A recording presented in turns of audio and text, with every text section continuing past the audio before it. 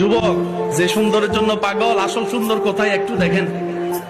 ইউসুফ নবীকে আল্লাহ নিয়ামত দেওয়ার কারণে সৌন্দর্যের মহিমা এমন পর্যায়ে পৌঁছায় গিয়েছে, মিশরের নারীরা আপেল লেবু কাটতে গিয়া খবর নাই, হাত কেটে ফেলছে, রক্ত পরে খবর নাই। ইউসুফ নবী কত সুন্দর, কত সুন্দর, কত সুন্দর, কত সুন্দর।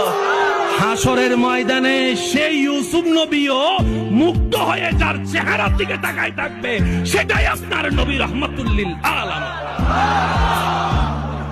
মাথায় রাখবেন কথাগুলো। এবার বলেন, সুন্দরের মধ্যে আমাদের নবীর মতো সুন্দর? আমি সবার মুখে শুনতে চাই, সুন্দরের মধ্যে আমাদের নবীর মতো সুন্দর? আল্লাহর নিয়ামত পেয়ে মূসা নবী আল্লাহর হুকুমে লাঠি দিয়ে আঘাত করেছে, নহর তৈরি হয়েছে। আর আমাদের নবী মুস্তাফার বেলায় পাটিতে আঙ্গুল রেখেছে, আঙ্গুল মোবারক থেকে পানি বের হয়েছে।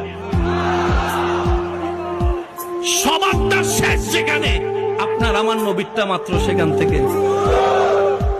ভাগ্য গুণে সেই নবীর উম্মতের খাতায় আপনার আমার মতো গুনাহগারের নাম লাগা হয়েছে।